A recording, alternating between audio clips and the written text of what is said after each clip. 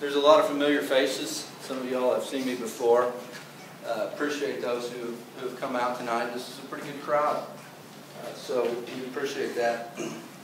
A lot of times people ask me a little bit about my background, and so just a little bit about myself. I actually grew up in a small town in Oklahoma, and we were essentially in the middle of an oil field. I grew up in the oil fields. When I was a young child, my father would work on the weekends on the pump jacks. There were combustion engines back then. Most of them are electricity now. And I would accompany him out on those pump jacks. So I literally grew up in the oil field. And so when I moved down here, I knew that there was drilling going on in the area of Dish. I thought it was kind of like the way it was when I grew up. Where I grew up, you couldn't really see the wells unless you knew where they were at. They were pretty sporadic. They weren't right next to one another, and there certainly wasn't 25 of them on the same pad site. So things were a little bit different. So I had a little bit of a misconception when I moved here, but I wasn't overly concerned about it. It wasn't something that I was unaccustomed to. Because I tell you that because a lot of people want to tell you that you'll get used to it. And I was used to it when I moved here. I served 3 terms. I moved to Dish in 2003. I served 3 terms on the local government. 2 of those terms were as mayor, 1 as council. And someone who I have befriended through this process is the Ruggiero family. Some of you read the local newspaper. They live out in Decatur, out in that area. On the map where all of those little specks and dots were, on the eastern side of that was where Dish is at. And Tim lived about, 15 miles to the north. And him and his family moved out and purchased 10 acres, bought a nice home. And when they went to sign that portion on their contract, when they were buying the home that said you don't have minerals, they asked the realtor, well, what exactly does that mean? He said, well, if you're digging in your garden and you hit oil, that oil is not yours. Instead, a company named Marine Petroleum moved in and bulldozed 4 acres of his property, and this was the view outside of his kitchen window. And so I just have a couple of quick pictures of Tim's property, and of his 10 acres you can see about 4 of them were taken for the pad site for 2 wellheads, and just about his entire property is now surrounded with pipelines. So that's just real quick. So we'll get into Dish. So most of you probably have heard of Dish. Some of you may or may not know where Dish is at. We're 25 miles north of downtown Fort Worth. We're actually about 15 miles southwest of Denton. We're in Denton County. We're over between Ponder and Justin. Pretty small community. It's about 2 square miles.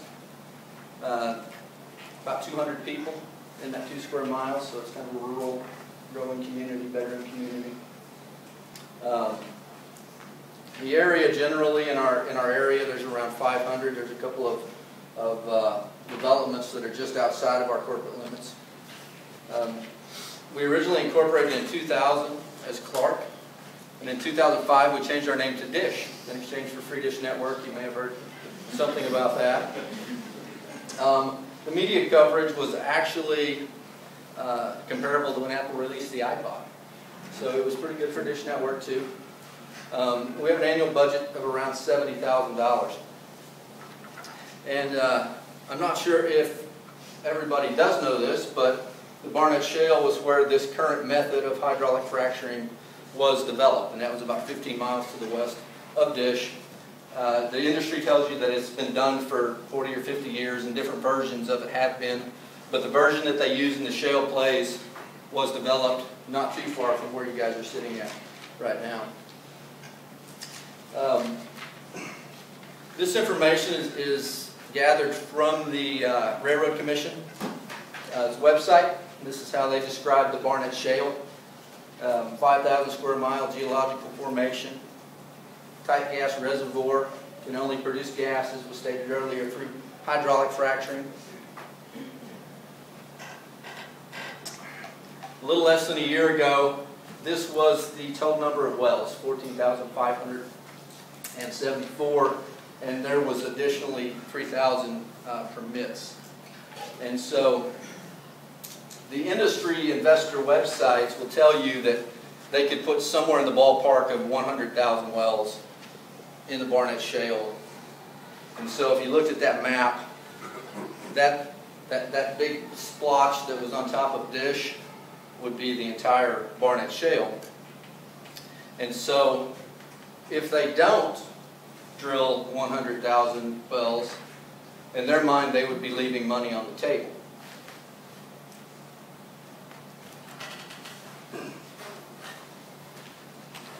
So Dish is right in the middle of the Barnett Shale, almost directly. We're just right outside the urban sprawl. By the time that I moved to Dish, there was already some activity out there. There was already some pipelines in place.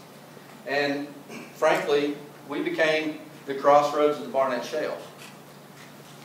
A lot of the gas that goes north out of the Barnett Shale comes through Dish at some point. So we've got a number of large, massive natural gas transmission lines, 36 inches. We've got 11 of those. Associated with those, we have compression, 36 inches. We have a 41 inch too. So we have compressors, the big compressors that compress the gas in the lines and keep it moving. And we also have treating. Now, gas doesn't come out of the ground as the cleanest burning hydrocarbon. It has to go through a process to have that happen. And that happens in Dish through a process called dehydration. And that removes all of the impurities in the gas. And initially, those impurities were then dumped overboard into the atmosphere. So a lot of the things that people are concerned about in the fracking fluids and just in hydrocarbon mining in general, all of that was being dumped overboard into our atmosphere. We have metering stations. We have wells inside the corporate limits. We have about 50 or so just outside of our corporate limits. I get phone calls periodically, and people are concerned because they're going to have a well a mile from their house. In Dish, I probably had 60 or 70 wells within a mile from my house. So it's pretty dense out there. If you look at all of this, every single aspect of the natural gas exploration happens in and right around the town of Dish. They drill it, they treat it, they meter it, they odorize it, they compress it into the pipelines and on out to market. There is a picture of Dish, and there's a picture of our compressor station. They started over here, and from about right here over to about right here is outside of the corporate limits. It makes a little bit of a horseshoe. And so the first compressor station was put in literally 10 feet outside of our corporate limits. And then when they're outside of your corporate limits, as a small city, there isn't a whole lot you can do about it. And so they continue to move in. You see, as they move in, we're able to require them to enclose them. They got vegetation around, etc. All of these companies are pipeline midstream companies, and they have the power of eminent domain. And the local municipal government is very limited on what they can do of what they can control in this process. Because a lot of people say, well, why didn't you do something about this, Calvin? Well, we did what we could do. But what we could do was very limited. If someone in Dish were to tell you their story, you would not think you're listening to somebody talk about America. You would think that they were talking about a country where you have dictatorship or something like that.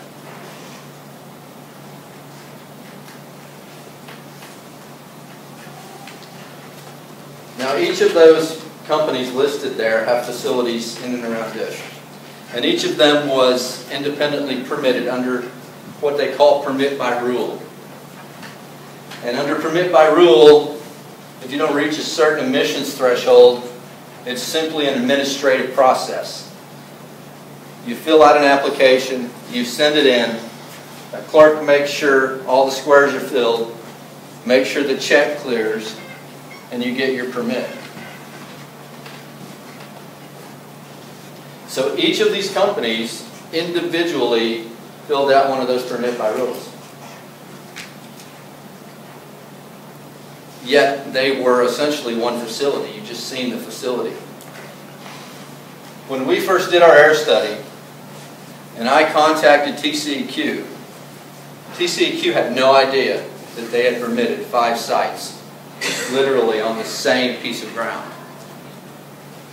Now, since then, they have tried to improve the rules a little bit. It's only applicable in the Barnett Shale. It's probably not enough, but it would require them to take into account some of their own equipment within a certain area.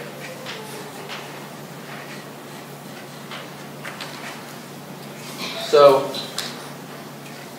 as the facility began to grow, the first thing we noticed was noise, and then we noticed odor. So, there's another view of the facility. Does anybody notice anything odd about those trees? So, after a couple of years of trying to get our state agencies involved, we simply gave up and we did our own testing. The industry had came out, done a little study, said nothing was wrong. So we spent quite a bit of money for a small community to do an air test. And at that point, there wasn't really anything like that that had been done and released to the public in the way that we released it. Actually, Deborah did hers right before we did ours, so we did ours at about the same time. But we released it to the public, and it made a little bit of a splash. We've gotten some things improved. I was just out in Dish this weekend. A little bit about what I'm doing now. I've moved from Dish. I don't live in Dish anymore. I live up in Aubrey. Most of you probably know where that is, up towards Pilot Point. One of the reasons that I moved was that this odor from this gas processing was so hideous that it would really be intrusive in our lives. My children, I have 2 small boys, they started getting nosebleeds. And they were getting nosebleeds in the middle of the night. And when that was happening, I noticed that it was coincided with this odor. And one thing that happened after we did our air study is TCEQ came in and installed a permanent monitor. I would not guarantee the accuracy of that monitor, but it does show you when you have spikes. And so with the odor, we would have spikes on the monitor. And with all of that, my children would have periodic nosebleeds. They're boys. They would have nosebleeds not when they were during the day when they were wrestling, but rather at night when they're sleeping. And so I think we're going to have questions a little bit later. Thanks. Just clarification, what's TCQ? Texas Commission on Environmental Quality, sorry. They're the environmental regulators who have jurisdiction over the air.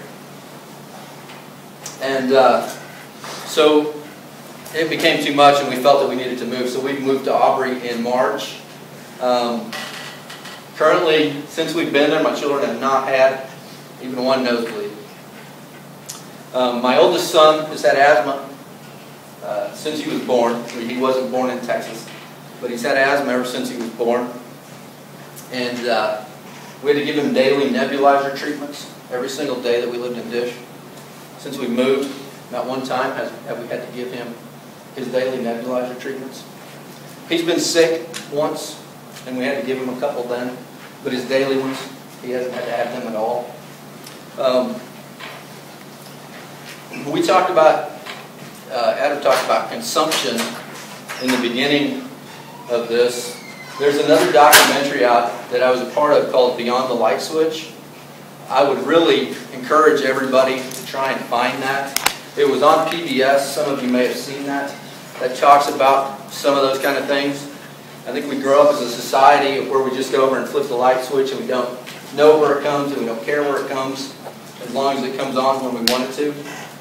And so that talks about all of the different sources of energy. I think it's something very good to look at. I'm involved with a nonprofit organization called Shale Test, and we've got a lot of things accomplished in Dish. All of the dehydrator units now have thermal oxidizers, which burns the emissions, essentially. Some would argue that it's not enough, and there is much better ways, but it's a whole lot better than what we had. We've got most of the facilities enclosed. We've got a vapor recovery unit on one facility.